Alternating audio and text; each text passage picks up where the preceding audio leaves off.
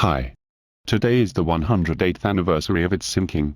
Since it's the 108th anniversary of its sinking, let me tell you about the Titanic. I know that the camera shakes. I'm sorry.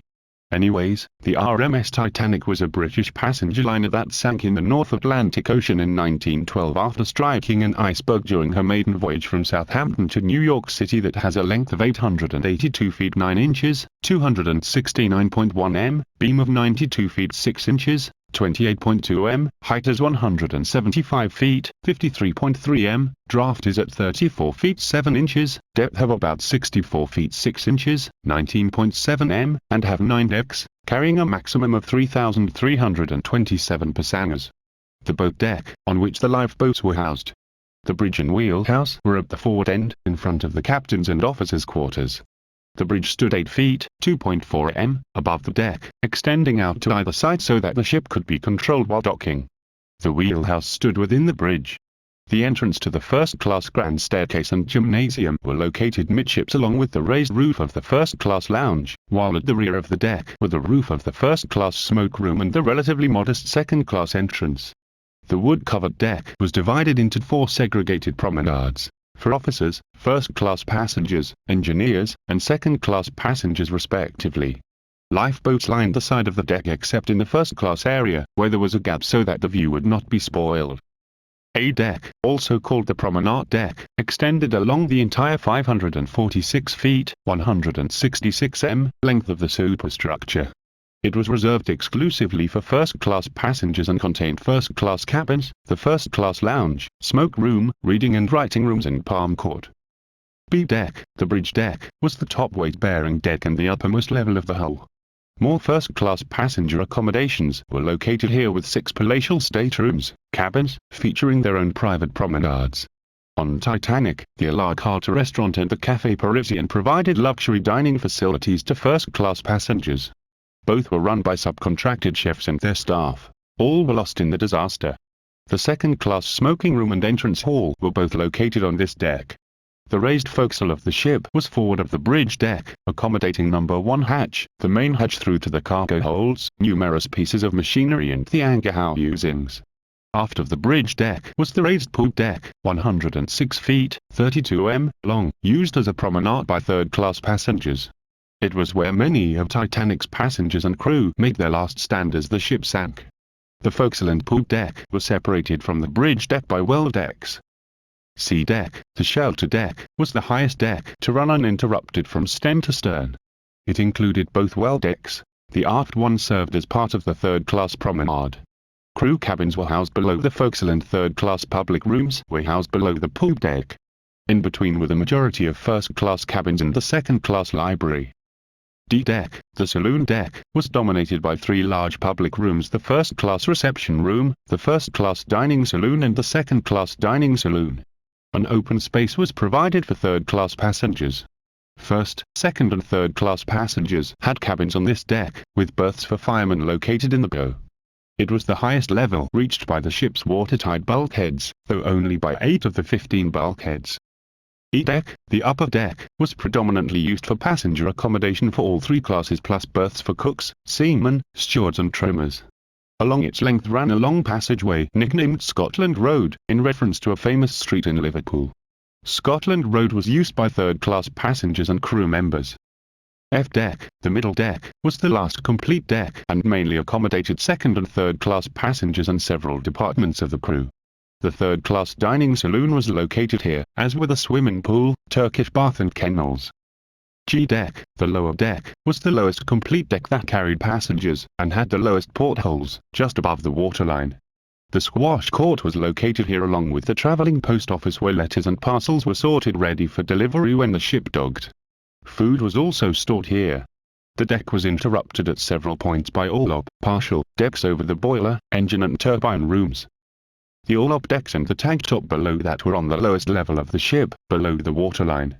The all-up decks were used as cargo spaces, while the tank top, the inner bottom of the ship's hull, provided the platform on which the ship's boilers, engines, turbines and electrical generators were housed.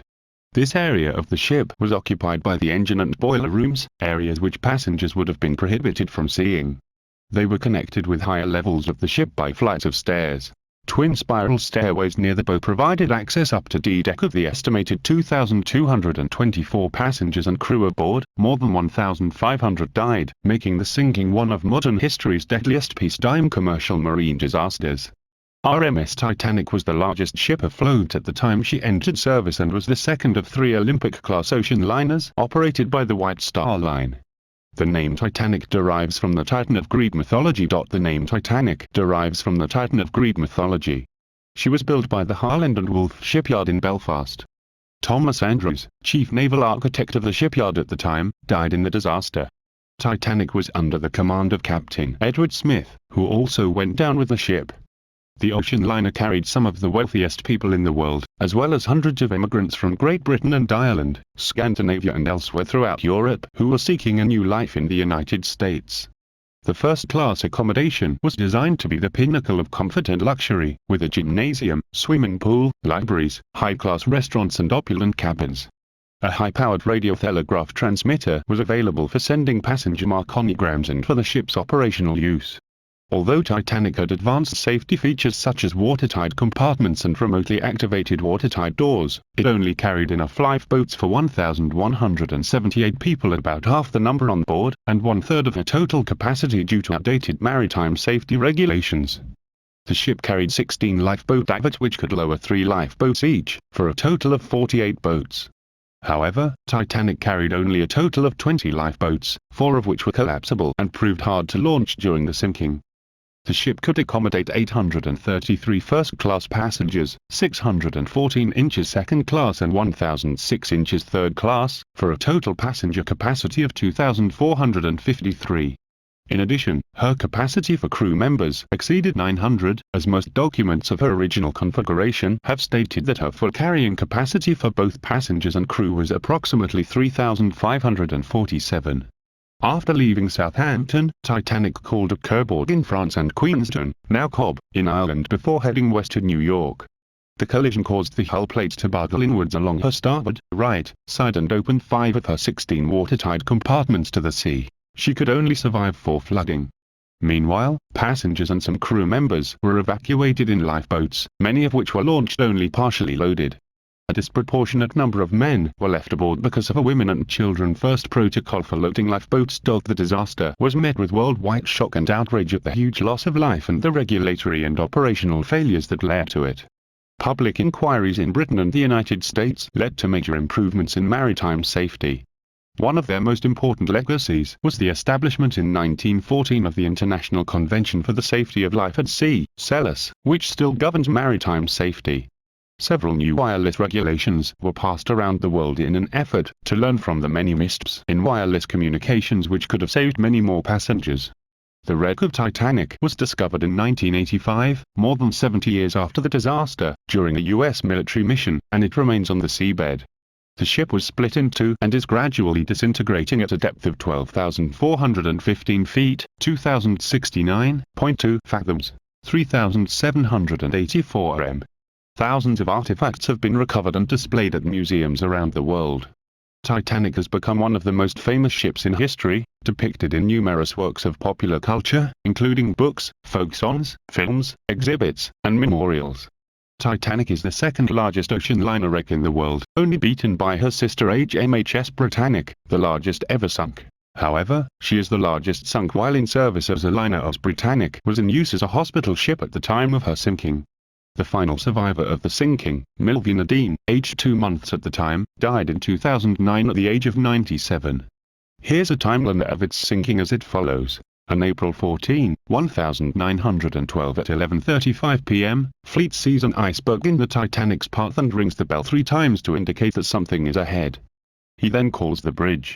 Murdoch orders the Titanic hard a starboard to the left, and the engines reversed.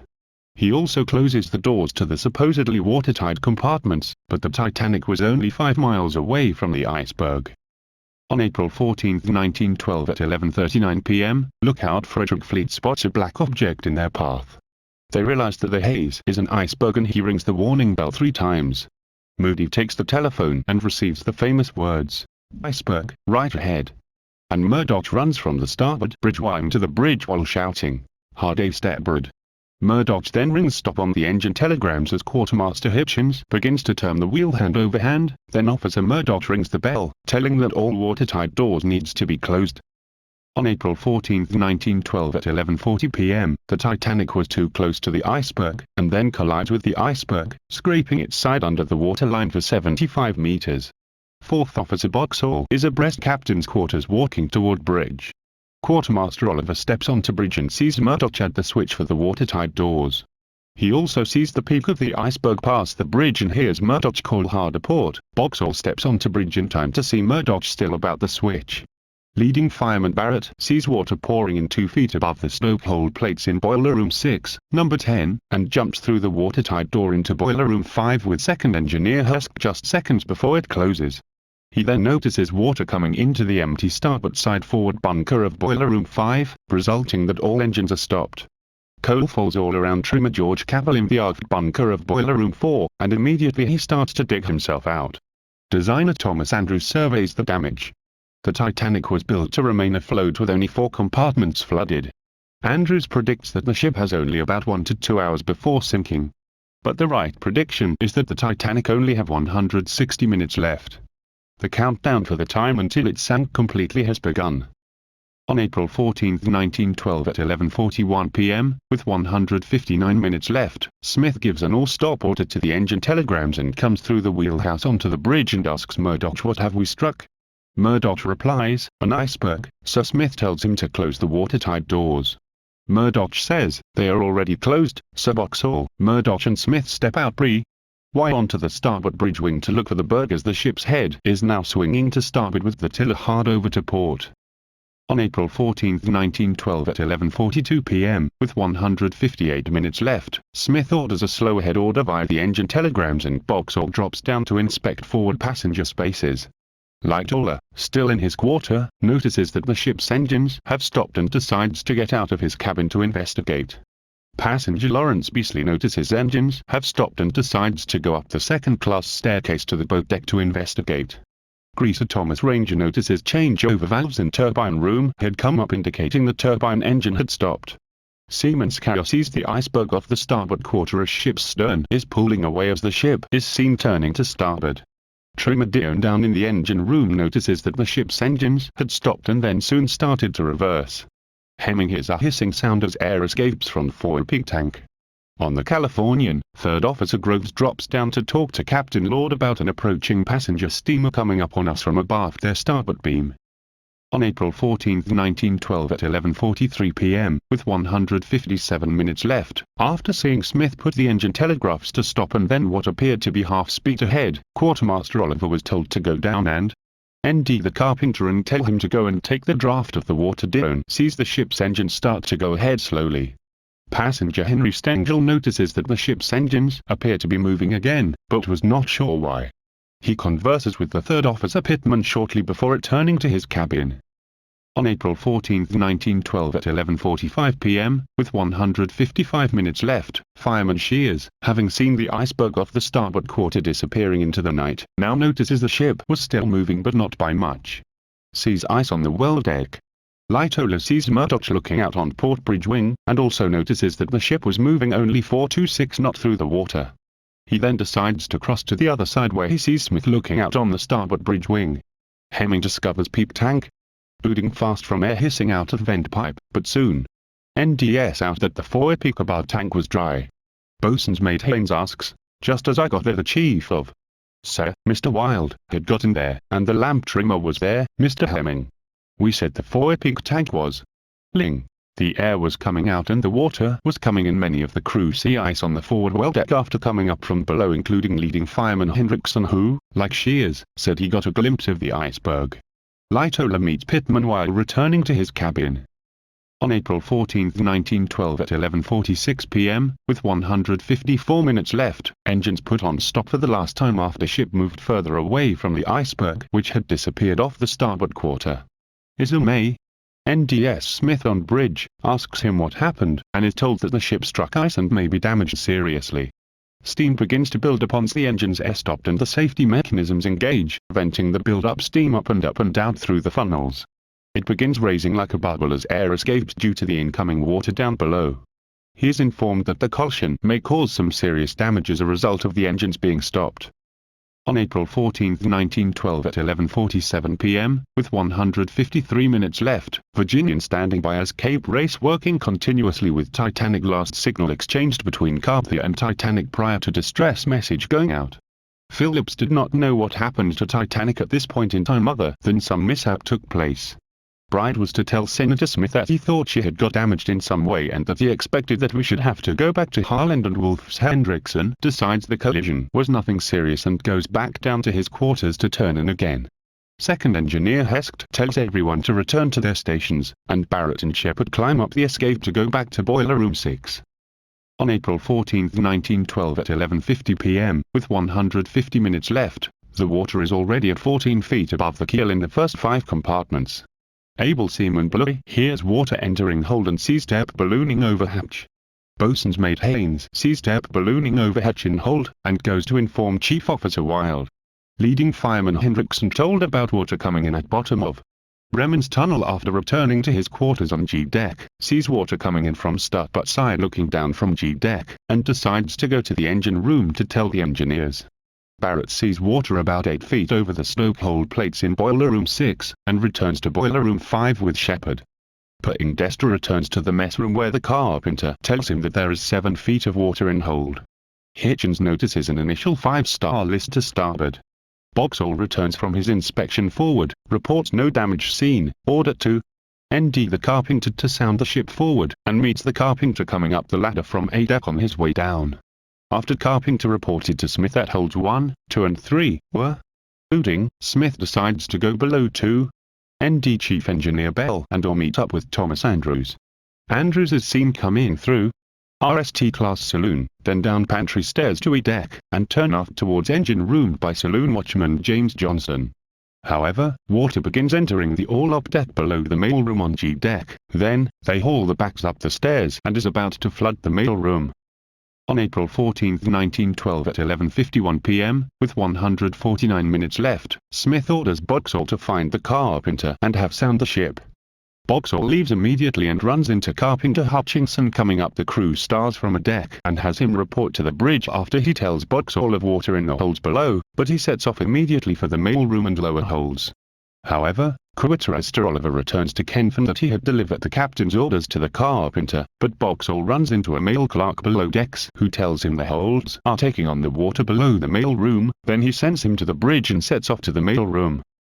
On April 14, 1912 at 11:52 p.m., with 148 minutes left, the lights go out in the boiler rooms and fireman Barry is ordered to get lamps.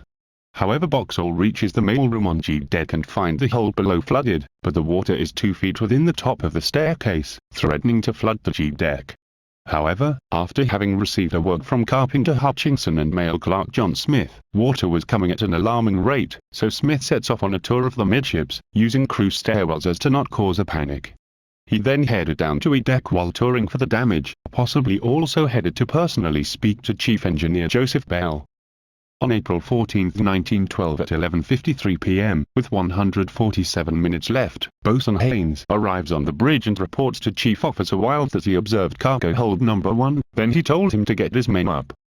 On April 14, 1912 at 11:55 p.m., with 145 minutes left, fireman George Beecham continues to dampen the boiler in room number 6. He hears someone yells, "That'll do." He and the others abandon the flooding boiler room and make their way up to the boat deck via Scotland Road. Boatswain Haynes arrives in the forecastle head crew quarters saying, "All hands stand by, as you may be wanted at any moment." A crewman nearby looks down hatch number 1 sees water sloshing around the G deck floor. Fireman Threlfall woke up by someone shouting. He noted that water flowing down the stairs into the stokehold tunnel below equal. Steward Jeston observes Thomas Andrews returning from the engine room and headed to the mailroom. He follows Andrews to see the first-class baggage room on G deck is now flooding. On April 14, 1912 at 11:56 p.m., with 144 minutes left, Johnston returns up the stars and finds Steward Wheat and NFORMS him of the water and leaves to dress properly while Wheat travels down the stairs and watches the mailroom flood. Quartermaster Oliver was on E deck en route to the engine room and runs into Stokers coming up into Scotland Road and enters the engine room and delivers the captain's note to Bell, who reads it and goes back working. On April 14, 1912 at 11:57 p.m., with 140 minutes 3 left, Smith was seen heading up the working staircase by saloon steward Mackay. On April 14, 1912 at 11:59 p.m., with 141 minutes left, Smith returns to the bridge after his biff inspection midships and gives an order for the crew to muster the bats and prepare them for passengers should the need arise. Bruce Izumi arrives on the bridge to hear his order. Stewart continues to try and calm passengers that is awakened by telling them not to worry, and in some instances, they would be back underway to travel soon. On April 15, 1912 at 12 o'clock a.m., with 140 minutes left, Thomas Andrews makes his report to Captain Smith shortly. Titanic will founder. The lifeboats begin to be readied for launch. The 20 boats have space for only 1,178 of the more than 2,200 people on board. An order is later given for women and children to board first, with crewmen to row and guide the boats. To avoid the panic, they had begun to roam the upper decks. Wild orders Quartermaster Oliver to get the muster listed for the lifeboats, and Officer Boxall ordered to wake officers Lightoller, Pickman, and Low up.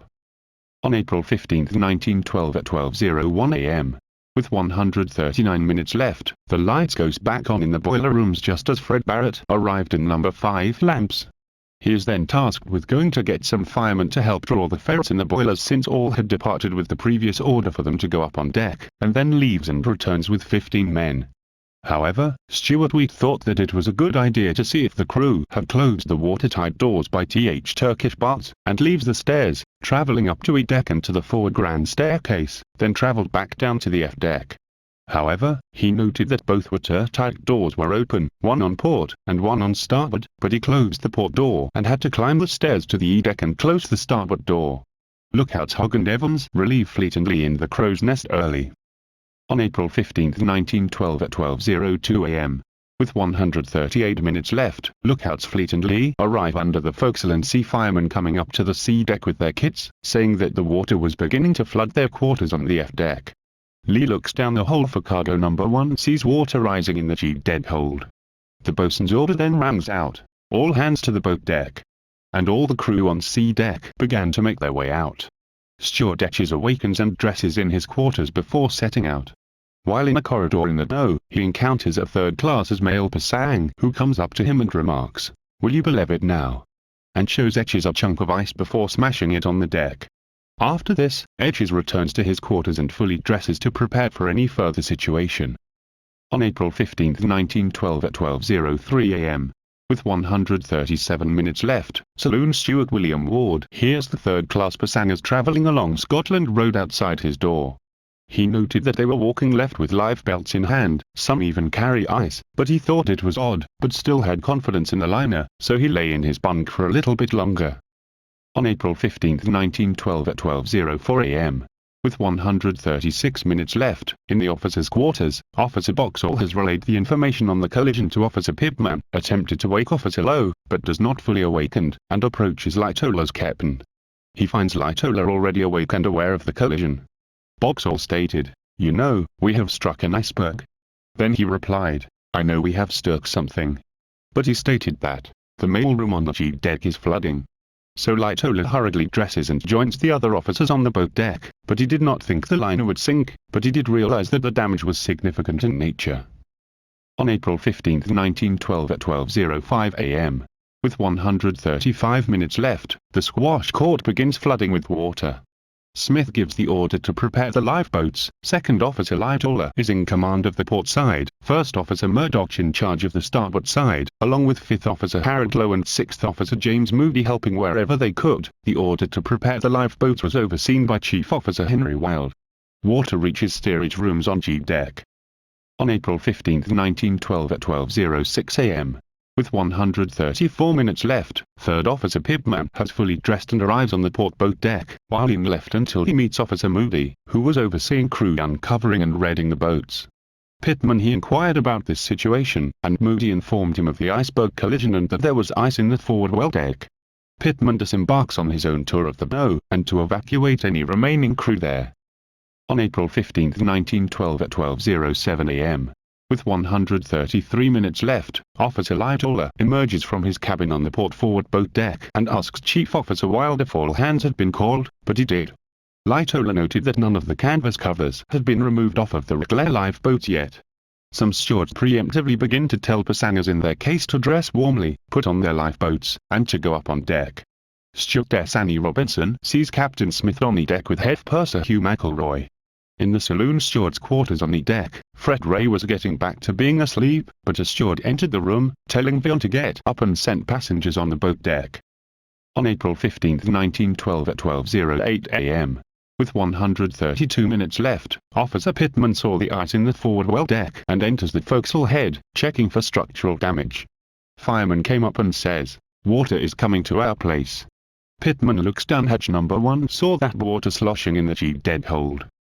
On April 15, 1912 at 12:10 a.m., with 130 minutes left, Trimmer Dion in the engine room receives an order to open all towwaiter doors going forward from the engineer room number 4. However, Pittman returns to the boat deck starboard forward end and notes that the boats were beginning to be uncovered. He sets to work on boat number 5. Annie Robinson saw water in 6 steps from coming onto E deck by the staircase to the mailroom. Smith and Thomas Andrews have come from the stairwell and she heads. Andrews tells Smith, "Well, 3 have gone already, Captain." But he leaves Andrews to his inspection and turns to head back to the bridge. On April 15, 1912 at 12:11 a.m., with 129 minutes left, Charles and Danny Stemgall have been walking the boat deck when they decide to return inside, but Charles saw Captain Smith coming up a set of stairs with a very serious and a very grey face. However, Stewardess Violet just returns inside to see Captain Smith and the chief purser. They smiled, but did not say anything. Where she turned, Jesp ran into violinist John Humer and band leader Wallace Hartley, with other members of the band behind them. Humer remarked to Jesp, saying, "Just going to give them a tune to cheer things up a bit." The band continued up the stairs. On April 15, 1912 at 12:12 a.m., with 128 minutes left, Captain Smith arrives on the bridge after his tour of the boat's damaged compartments, possibly also accompanied by Bruce May. Smith orders for the boats to be swung out and for passengers to be called up with their lifeboats on. On April 15, 1912 at 12:15 a.m., with 125 minutes left, Captain Smith departs follow the Macaroni wireless room and tells the wireless operators to send the distress call CQD by saying, "You had better get ready to send out a call for assistance. But don't send it until I tell you."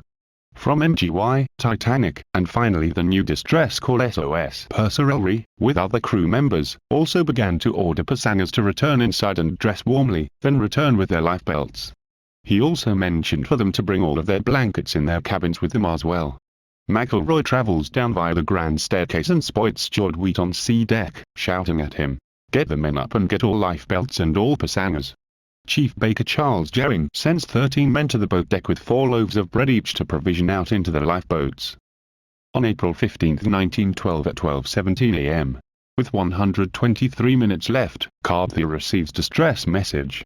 CQD responses also will come from the Epiranga, Frankfurt, Baltic, Caronia, Prince Friedrich Wilhelm, SS Mount Temple and Titanic's sister ship. The Titanic band begins to play. The squash court gets wet. At about the same time, several passengers and crew see the lights of another ship, perhaps as close as 6 miles away. This we now know was the Californian. The Frankfurt is among the first to respond, but the liner is some 170 nautical miles, 315 kilometers, away, to the south. Other ships also offer assistance including the Titanic's sister ship, the Olympic, but are too far away. On April 15, 1912 at 12:20 a.m., with 120 minutes left, water reaches into steerage cabins on the forward F deck. All passengers are still on the ship, some not noticing the trouble that is happening. Passengers waiting to enter lifeboats are entertained by the Titanic's musicians, who initially play in the first-class lounge before eventually moving to the ship's deck. In the crow's nest, lookouts Hogg and Evans hear a commotion on the boat deck and look behind them, but noting people were out and about with their lifeboats on. Thomas Andrews finishes his inspection of the flooding compartments and sets off for the bridge to alert Captain Smith that the Titanic is doomed. Seaman John Poindexter was in the seaman's quarters on the deck trying to find his boots. As heads on his boots, the wooden bulkhead separating the crew from the third-class space collapses and his area is flooded at 3 feet of icy water. He collects himself and immediately sets off for the bridge. They attempt to phone the bridge, but nobody answers, so they abandon their post and head to their lifeboats. On April 15, 1912 at 12:21 a.m., With 119 minutes left, the Titanic band begins performing Queen of Sheba by Handel. On April 15, 1912 at 12:22 a.m. With 118 minutes left, first-class passenger Anna Warren saw Thomas Andrews rushing up the grand staircase on D-deck, but he takes 3 steps at a time, with a look of terror on his face. Just after this, first-class passenger William Sloper saw Andrews rushing up the staircase on a deck. Sloper recalled that Andrews said nothing as he passed, but one look at his face convinced Sloper that Andrews was very worried. On April 15, 1912 at 12:23 a.m. With 117 minutes left, Quartermaster Hitchens is ordered away from his post at the ship's wheel by Officer Lightoller. His first new task is to take the cover and grips off of collapsible D before assisting with the preparation of the other portside boats. On April 15, 1912 at 12:24 a.m.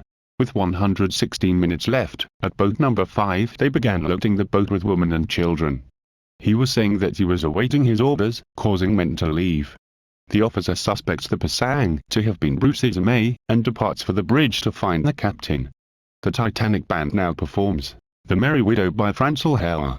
He tells him that, "Thought that Mr. Ismay wished me to get the boat away, with women and children in it." And he responds, "Go ahead, carry on." Pitman returns to boat number 5, climbs aboard once it is swung out, and shouts to the Pasangers on deck saying, "Come along, ladies."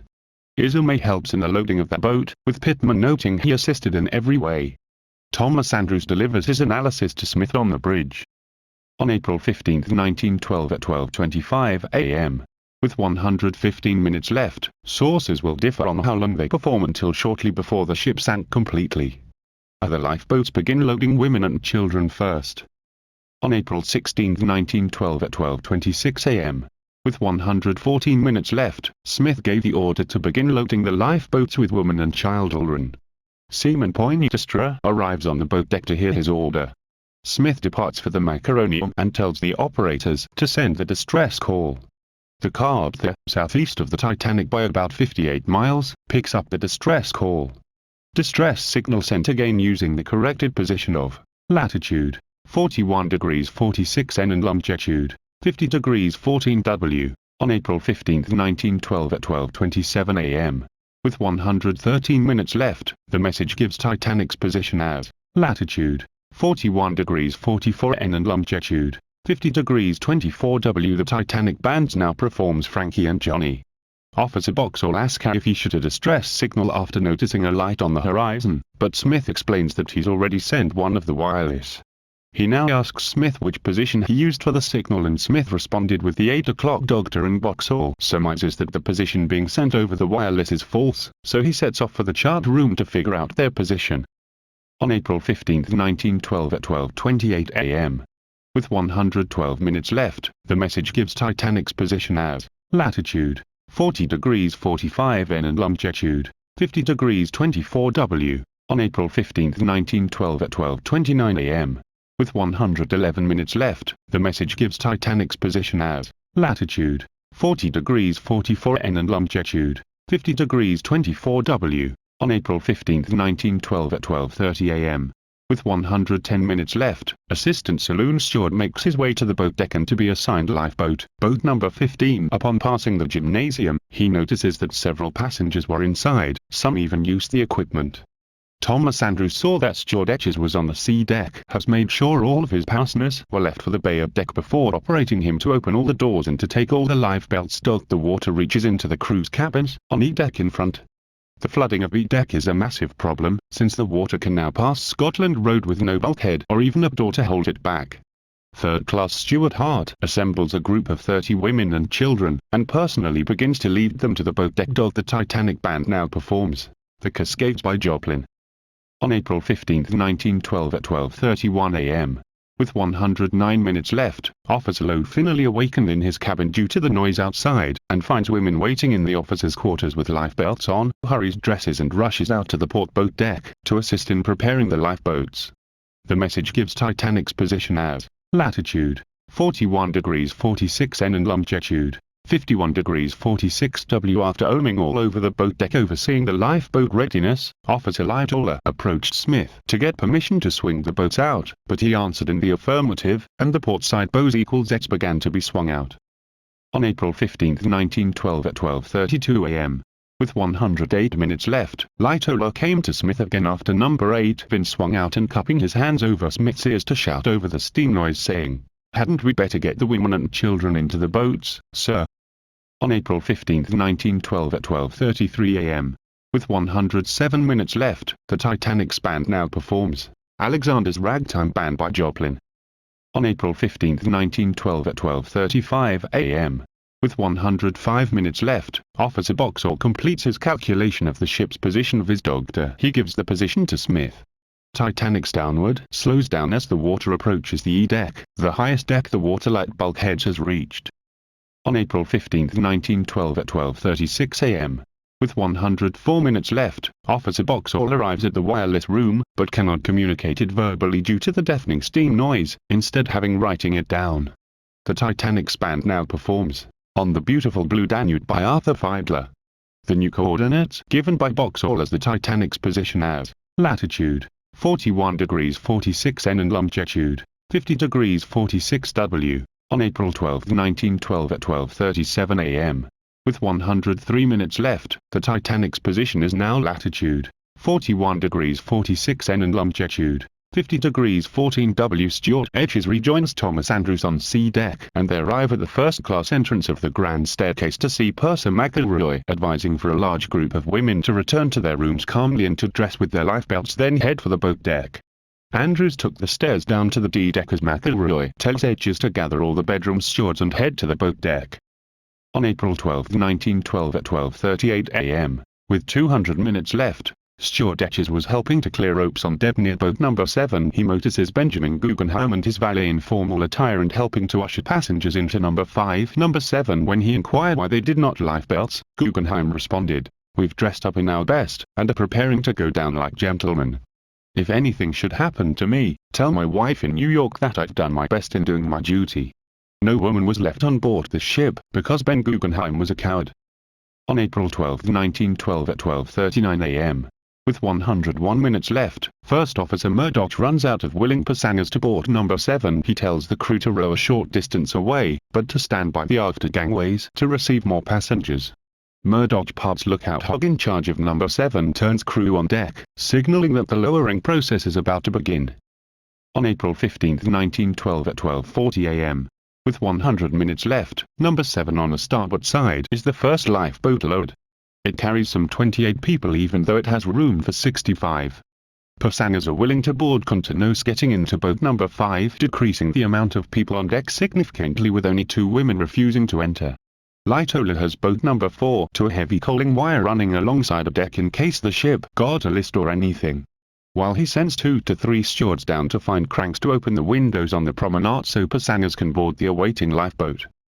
On April 15, 1912 at 12:41 a.m., with 99 minutes left, Ida and Ida Strauss refuse to be sparated at number 8. Ida insists her maid to take her place in the boat. Lightoller orders boatswain Alfred Nichols and 6 others to go below and open the portside gangway doors on D-deck. Lightoller begin filling number 6, number 8 after the stewards fail to immediately open the windows for number 4 at deck. On April 15, 1912 at 12:42 a.m., with 98 minutes left, Steward Wheaters left the boat deck to evacuate the crew on F deck. When starting up the stairs to E deck, he noticed a flow of water coming down the steps quickly and keep enough to cover the heels of his boots. Officer Lowe works on the false for number 5. Ismay steps forward and wave his arms saying, "Lower away." X4, Lowe scolds Ismay and the White Star chairman steps back and begins helping load number 3, on April 15, 1912 at 12:43 a.m. With 97 minutes left, Officer Pittman and Etches climb out of number 5 back on deck until Murdoch turns to Etches and orders them back in. Lifeboat 5 is lowered. Lowe loses his temper with Ismay. Murdoch moves to number 3, takes charge of its loading. Pittman climbs number 5 and number 5 is the second lifeboat to leave the Titanic. As it is being loaded, 2 male passengers jump into the boat, injuring one of the female occupants. On April 15, 1912 at 12:45 a.m., with 95 minutes left, the Titanic fires the first of 8 distress rockets. Officer Boxall begins observing the light on the horizon. Boxall steps over to the Morse key light and attempts to cantast them. A ship has been sighted less than 10 nautical miles, 18.5 kilometers, away, but the crew is unable to contact it through telegraph or Morse lamp. The rockets also prove unsuccessful. Smith notices and tells him to come at once because they're sinking. Greaser Scott is ordered to open all watertight doors to bring a portable suction pipe forward to room number 4, on April 15, 1912 at 12:46 a.m. With 94 minutes left, the Titanic's band now performs Glückwünschen Idol by Paul Limkt. Smith orders Trimmer Hemming to go and grab lamps for the boats. On April 15, 1912 at 12:47 a.m. With 93 minutes left, Lightoller, Wild, Smith, and Murdoch go to Murdoch's cabin and retrieve revolvers from a lockbox should the need arise. They return to their lifeboat stations immediately. Boxall grows impatient at the lack of response by the steamer on the horizon and sends up a rocket via the starboard bulwark. Mere feet from number 1, the rocket travels 600 to 800 feet into the night sky before exploding with a deafening boom. On April 15, 1912 at 12:48 a.m. With 92 minutes left, the Titanic's band now performs Maple Leaf Rap by Joplin. On April 15, 1912 at 12:49 a.m. With 91 minutes left, operator Phillips has Harold Bride inform Smith of Carter responding to their distress call. On April 15, 1912 at 12:50 a.m. With 90 minutes left, Fred Ray in Scotland Road on the deck saw water up to the second funnel casing. He climbs the grand staircase and makes his way to the boat deck. On April 15, 1912 at 12:52 a.m. With 88 minutes left, the Titanic's band now performs Valse September by Felix Gedin. On April 15, 1912 at 12:54 a.m. With 86 minutes left, in boiler room number 5 the team assembled by Fireman Barrett finishes drawing the fires in the boilers. Most of the stokers then depart but Barrett and 2 engineers stay behind. Boats number 5 boat number 7 to row away from the Titanic, heading directly out until a distance of 100 yards. On April 15, 1912 at 12:55 a.m. With 85 minutes left, lifeboat number 3, 32 people aboard, is lowered. In boiler room number 5 Barrett is ordered by engineer Harvey to lift a manhole cover so they could access controls to the pumps, but it is removed and engineer Shepard fails in and breaks his leg. The 3 men evacuate boiler room number 5 headed to the pump room. He noticed that almost all men in the vicinity departed for the left portside boat deck, causing a large crowd to gather around the awaiting lifeboats. On April 15, 1912 at 12:56 a.m. With 84 minutes left, in the Marconi room, Junior Operator Bright jokingly suggests that Operator Phillips begin sending out the SOS. On April 15, 1912 at 12:57 a.m. With 83 minutes left, Officer Lightoller is trying to persuade passengers to join number 6. Smith, Wild, and other crew members are ushering women and children into number 8. Passenger Emma Bucknell recalls while near number 8 that men growing desperate as only the women were allowed to board. Smith handed Bucknell a basket of bread after she boarded before turning to the officer in charge of the boat. The Titanic's band now performs Pleasant Moments by Scott Joplin. Smith pointed to the steamer light on the horizon, saying there is a light out there. Take the women to it and hurry back as speedily as possible. On April 15, 1912 at 1 o'clock a.m. With 80 minutes left, number 8 is among the first lifeboats lowered on the port side. It is launched with only 2 people, including first-class passenger Lucine Nolan Martha, Countess of Rothes, Isidore and Ida Strauss are offered seats in the boat. However, Isidore refuses to disobey the order of women and children first. The watertight bulkhead between boiler rooms 5 and 6 is tested by the pressure on the other side, the damage by the coal fire, and gives away. E-deck starts to flood, and Scotland Road makes the Titanic stop lurching to starboard, and immediately after, she is much more heavily lurching to port. The news that Titanic is sinking reaches Cape Race and the US. Half the world is now listening to Titanic. The grand staircase landing on E-deck starts flooding. On April 15, 1912 at 1:04 a.m. With 76 minutes left, boat number 3 to row from the Titanic, towards the light on the horizon. On April 15, 1912 at 1:05 a.m. With 75 minutes left, number 1 is launched with only 12 people. It can hold 40. However, Lightoller is short on crewmen after having sent 7 men below to open the D-deck gangways. 4 minutes of silence is observed. It is unknown whether the band will move out onto the boat deck. On April 15, 1912 at 1:07 a.m. With 73 minutes left, as number 1 to B deck, it became snapped on a rigging wire and the crew on board cannot free it. The lowering is halted while they attempt to free themselves. On April 15, 1912 at 1:10 a.m. With 17 minutes left, number 6 is launched, containing passenger Molly Brown and Lookout Fleet. The lifeboat is commanded by Quartermaster Robert Hitchens, who was at the wheel when the Titanic struck the iceberg with 22 people aboard, and the Titanic's band resumes and performs, Waiting for the Robert E. Lee by L. Wolfe Gilbert. Passengers in the boat noticed that the initial 5-degree starboard list had lessened some, but they still had to reach out and push the lifeboat from the Titanic's hull at times. In boiler room number 5, Barrett rushes to climb the escape ladder of the pump room when a wave of seawater comes rushing between the boilers. The coal bunker door failed. On Barrett saw water making its way up to Scotland Road FRM the bow upon reaching the E-deck. On April 15, 1912 at 1:12 a.m. With 68 minutes left, the Titanic's band now performs Turkey Trot from the White Star Line songbook. On April 15, 1912 at 1:15 a.m. With 65 minutes left, water begins to creep up the lowest level of the Grand Staircase, E-deck. The large group of male passengers near the port aft lifeboats continues to grow, and most of the Murdoch's crew from the forward starboard lifeboats have to run left to assist in subduing the growing crowd. On April 15, 1912 at 1:16 a.m. With minutes left, at number 14 around 20 or so passengers have been loaded when the men nearby panicked. Halfway into number 6's descent, the boat tips dangerously down at the bow and Quartermaster Hitchens calls up to Lightoller to hold and lower aft. The Titanic's band now performs The Merry Widow by Franz Lehrer. A yachtsman steps forward and lowers himself into the boat via the 4 lines, and number 6 lowering. On April 15, 1912 at 1:17 a.m. With 63 minutes left, Officer Lowe has travelled from starboard forward to port aft and runs into Officer Moody. They both agree to take charge of lowering one boat each, 14 and 16, after Lowe's insistence from seeing boats lowered without an officer in charge. Workers in boiler room number 4 that water is beginning to flood not only from overhead, but from the stokehold plate. On April 15, 1912 at 1:18 a.m. With 62 minutes left, in number 1 Lookout Simons see the D-deck portholes under Titanic's nameplate on the bow submerging into the sea. The Titanic's band now performs Frankie and Johnny, again. On April 15, 1912 at 1:19 a.m. With 61 minutes left, boiler room number 4 abandoned when the second engineer Husk shouts, "We've done all we can, get out now." Workers notices that the stokehold plate is continuing to leak and water is already a foot deep. On April 15, 1912 at 1:20 a.m.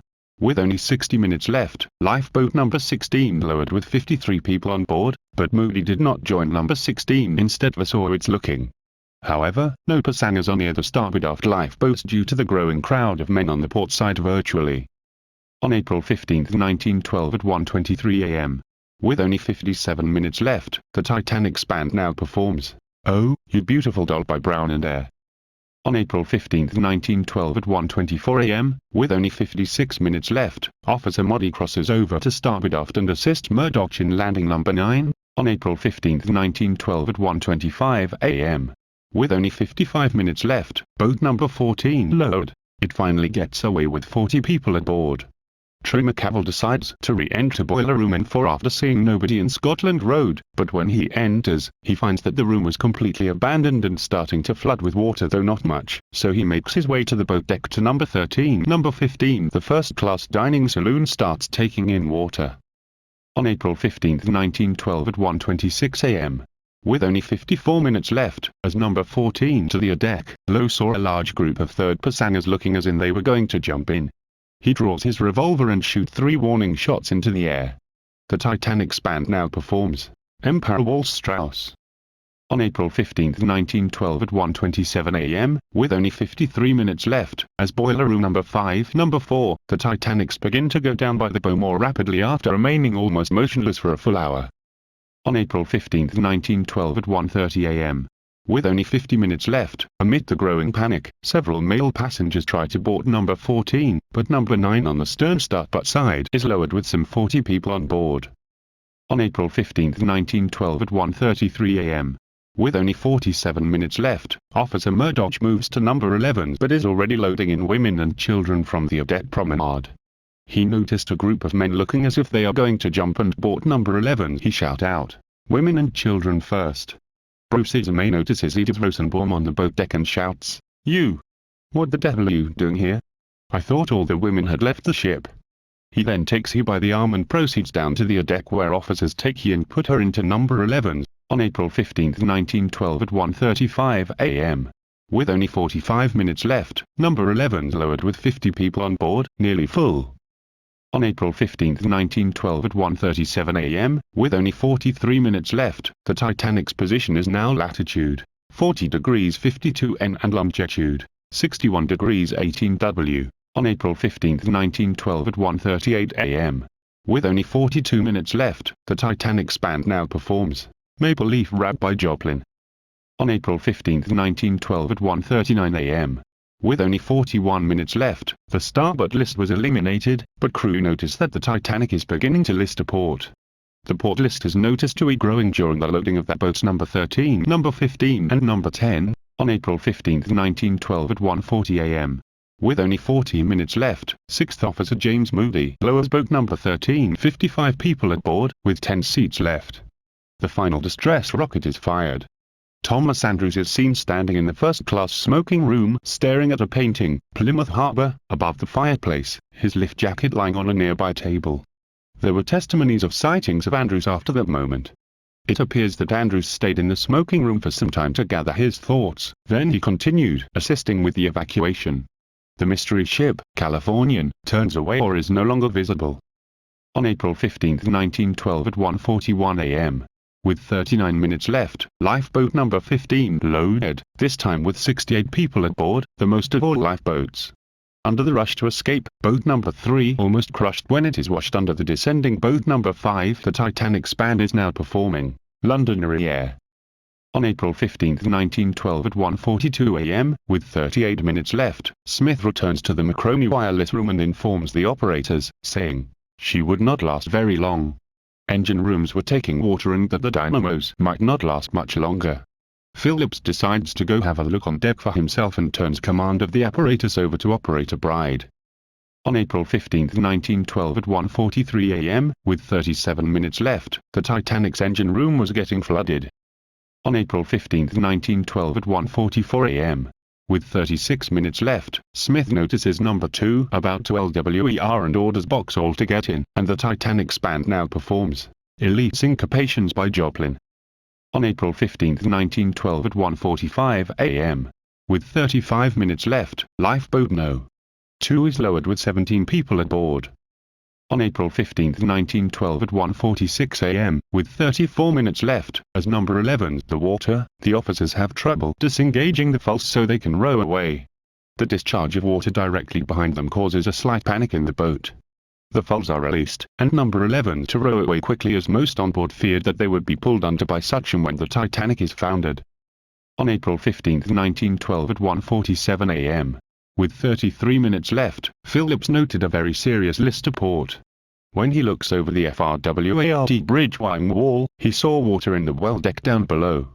He immediately departs to the Macroni room to tell Bride of the situation. The Titanic's band now performs Let Me Call You Sweetheart by Friedman and Whitson. On April 15, 1912 at 1:48 a.m.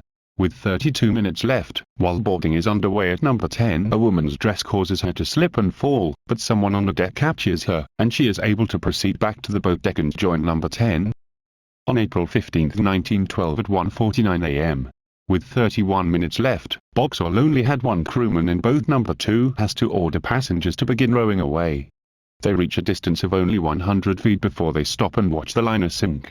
The Titanic's band performs Pleasant Moments by Joplin, again. On April 15, 1912 at 1:50 a.m. With 30 minutes left, number 10 is launched with 57 people on board. Among the occupants is 9-week-old Melvina Dean, who will become the last living survivor of the disaster. Smith orders Quartermaster O to stop firing rockets and to look after No. C of the starboard side. Number 13 pushed left by the condenser discharge, crew on board have to cut the 4 lines due to number 15 lowered directly on top of them. On April 15, 1912 at 1:51 a.m. With 29 minutes left, Smith looks over the port side and sounds a whistle and sounds via megaphone saying, "Bring those boats back." They are only half filled. Boxel in number 2, that order. Come round to the starboard side, apparently to the gangway doors, and he ordered the boat to begin rowing. In number 6, Quartermaster Hitchens hears Smith's order, but tells the occupants, "No, we are not going back to the boat. It is our lives now, not theirs." Many women in the boat protest, but they continue to row away from the Titanic. On April 15, 1912 at 1:53 a.m., with 27 minutes left, number 4, the water, but the falls have to be cut with a knife. A seam shout up, "We need another hand down here." The Titanic's band now performs The Star-Spangled Banner by Francis Scott Key, the United States national anthem. Lightoller asks, "How many seamen have you?" and is told there is only one seaman in the boat. Lightoller sends Quartermaster Perkish and another sailor down the falls into the boats, and Perkish takes charge. Emily Ryerson in number 4, how shocked she was when they reached the sea. A deck was by her approximately 20 feet above the water, and that as they began to pull away, water began to flow into open portholes at the waterline. On April 15, 1912 at 1:54 a.m., with 26 minutes left, Officer Lightoller is reported by some to remove a group of males from No. D with a revolver. The remaining crew on the boat deck lock arms and prevent men from swamping the boat to only allow women and children inside. The Titanic's band now performs The Barcarolle by Offenbach. On April 15, 1912 at 1:55 a.m., with 25 minutes left, Baker Joseph returns to a deck after going to his cabin and begins to throw deck chairs and anything not tied down overboard to assist anyone in the water not in the lifeboat.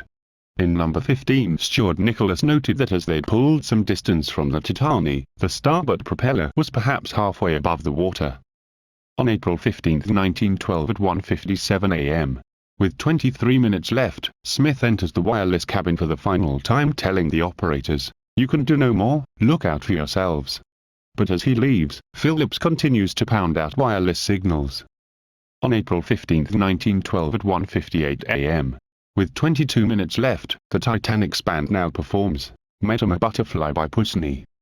On April 15, 1912 at 2:00 a.m., with 20 minutes left, collapsible boat C is 2/3 full when a group of passengers try to storm it. Somebody, maybe Chief Purser Hugh McElroy or Chief Officer Wilde, fires his pistol twice skywards to try to obtain some attention.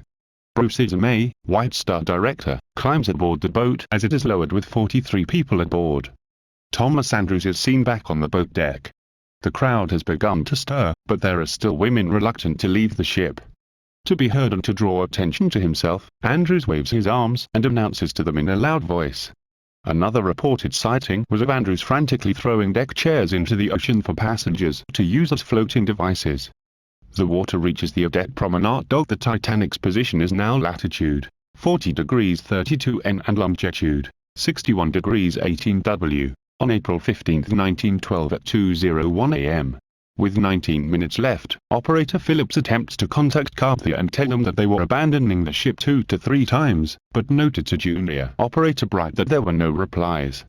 The Titanic's band now performs Eternal Father, Strong to Save by Whiting. On April 15, 1912 at 2:02 a.m., with 18 minutes left, Titanic's power begins to diminish and rapidly begins to decline, with passengers noting that lights on the deck were burning a reddish color. On April 15, 1912 at 2:03 a.m., with 17 minutes left, Officer Wilde issues an order which Lightoller repeats, "All passengers to the starboard side to stay anchor up." In number 2, Officer Boxall begins to have doubts about loading in more passengers at the starboard gangway without getting swamped and orders for everyone to row away from the ship. The Titanic's band now performs Alexander's Ragtime Band by Berlin. On April 15, 1912 at 2:04 a.m., with 16 minutes left, after finding and loading as many female passengers as they can, officers board No. D and prepare to lower away, but Quartermaster Owen No. C noticed that the ship had went down significantly during their descent. On April 15, 1912 at 2:05 a.m., with 15 minutes left, Captain Smith goes to the wireless cabin and releases Phillips and Bride. Phillips continues to work while Bride gathers their papers before they leave. The water reaches the rim of the bridge rail. Collapsible D, with 20 people on board, is loaded. First Officer Lightoller draws his revolver to keep the men from rushing the boat. Passengers Hugh Winner and Moritz Haken joins from Stephenson make a jump for it, taking places 3 and 4 of the 47 available. On April 15, 1912 at 2:06 a.m. With 14 minutes left, Lightoller takes a look down the crew's stairwell just abaft the bridge and saw Walter is already on B deck and rapidly climbing the stairs to the A deck. He immediately begins to prep B on the port roof of the officers' quarters, but Officer Murdoch does the same thing with No. On starboard. No. D aft fall and became jammed as the boat reaches the A deck, causing the boat to eventually reach the water with the rear still an estimated 5 feet above the sea. The Titanic now performs Song Dutton by Joyce. On April 15, 1912 at 2:07 a.m. With 13 minutes left, MGY's signal of the Titanic is very weak. On April 15, 1912 at 2:08 a.m. With 12 minutes left, the Titanic's power started to get weaker, and the panic started in fear, causing the panic to get louder and louder. On April 15, 1912 at 2:10 a.m. With only 10 minutes left, Steward Edward Brown saw the captain approach with a megaphone in his hand. He heard him say, "Well boys, do your best for the women and children, and look out for yourselves." He saw the captain walk onto the bridge alone. This was the last reliable sighting of Smith. Cecil Fitzpatrick reported seeing Captain Smith on the bridge, talking to Andrews. He also saw Andrews leave the ship, tossing the deck chairs overboard on the boat deck. The signal from the Titanic is transmitted for the last time. On April 15, 1912 at 2:11 a.m. With only 9 minutes left, crewmen struggle to free collapsible B and D, the roof of the officers' quarters. They eventually float off the ship, overturned, and later saves more than a dozen men from the freezing water who balance and cling to its curved hull in the icebound Atlantic. Captain Smith is last seen in the bridge, the water up to his waist, his hands on the wheel. Philadelphia banker Robert W. Daniel describes it. "I saw Captain Smith in the bridge. My eyes seemingly clung to him. The deck from which I had leapt was immersed, the water had risen slowly, and was now to the floor of the bridge. Then it was to Captain Smith's waist. I saw him no more. He died a hero. Just by then, the water comes settling over the boat deck, the bridge quickly goes under and the boats float away." On April 15, 1912 at 2:12 a.m. With only 8 minutes left, the Titanic's band now performs Nearer Got to Eat by Atoms, the last music performed at the Titanic. On April 15, 1912 at 2:13 a.m. With only 7 minutes left, Titanic begins its rapid, final plunge into the sea. A giant wave washes across the boat deck, forcing the remaining passengers to the stern. Many people are washed off the deck and fight to get into the collapsibles, but some occupants push them back. Meanwhile, water reaches funnel No. 1, and it's caught snap, causing it to fall on some swimmers. 6 or 7 crew members begin to push the boat aft to work it around the stairwell just abaft the barge, but due to the list and a funnel stay wire, it would not budge. On April 15, 1912 at 2:14 a.m. With only 6 minutes left, Collapsible's Boat B is released from the roof of the officers' quarters and lands upside down on the boat deck. A large percentage of the passengers waiting No. by Edmonton hope of climbing aboard and begin running towards the stern. On April 15, 1912 at 2:15 a.m. With 5 minutes left, the grand staircase is flooded to the clock and a massive wave crashes through the iron and glass dome. The boat takes a slight, but noticeable plunge downwards. Many passengers noted that as the boat plunged down, the port list seemed to correct itself until the ship felt to be on an even keel, and the decks even seemed to rise a few feet into the air. The propellers now come out of the waters with the stern rising rapidly. A wave is produced by the boat dipping down, and it washes P to the base of funnel No. 2. It also washes what Colonel Gracie describes as a mass of humanity off the ship into the sea. The wave also pushes No. B and No. are free of the ship, but they still continue to linger near the Titanic. Jack Thayer on the starboard side of the boat deck near the No. 2 jumps into the sea after his friend Milton Long. He noted that the port list had practically eliminated itself by the time he jumped, and when he surfaced, he may not seen his father, nor his friend Milton again.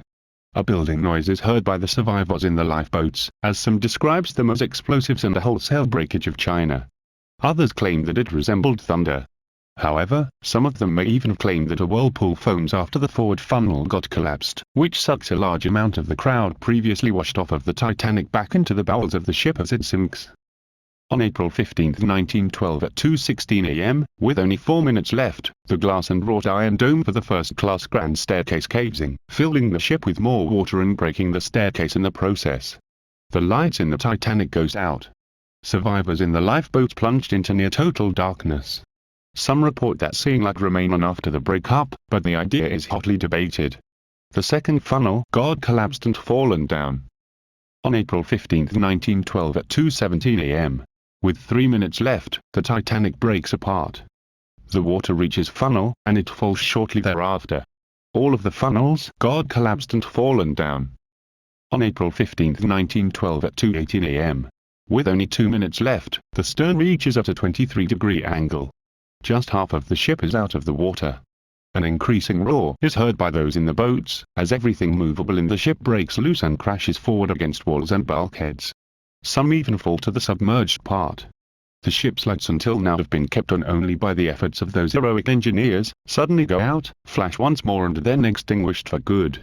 Shortly after that, the pressure and gravity on the stern is too much to handle. The double bottom is all what is holding Titanic together.